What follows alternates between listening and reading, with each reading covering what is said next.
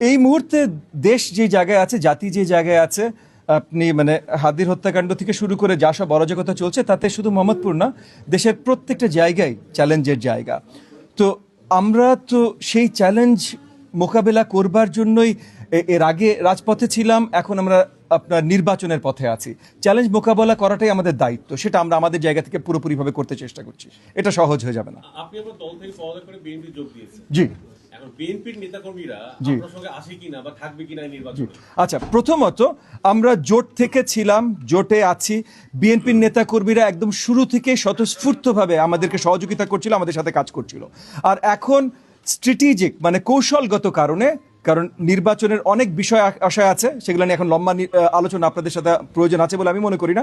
তবে সেই কৌশলগত কারণে আমরা এক মার্কায় নির্বাচন করব। আমরা মনে করি আমাদের বিরুদ্ধে একটা ষড়যন্ত্র প্রচেষ্টা হয়েছে, যেখানে আরপিওতে নিশিরাতের ভিতরে হঠাৎ করে বদল আনা হয়েছে, যার জন্য আমরা এক মার্কায় জোটে সবাই যেতে পারবো না।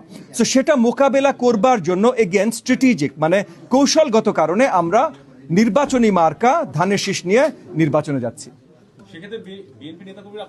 প্রথম থেকেই আছে এবং আগামীতেও থাকবেন ইনশাআল্লাহ। আমরা সবাই একসাথে আছি এবং আপনাদের একটা জিনিস মাথায় রাখতে হবে, আমরা কাজ করছি আগামী সরকার নির্ধারণ যেন ঠিকভাবে হয় সেটার জন্য, এবং এই আগামী সরকারের নেতৃত্ব আমাদের সবার মাঝেই একই মত, আমাদের আগামী সরকারের নেতৃত্ব দিবেন জনাব তারেক রহমান। ওই জায়গা থেকে সবাই আমরা একসাথে আছি।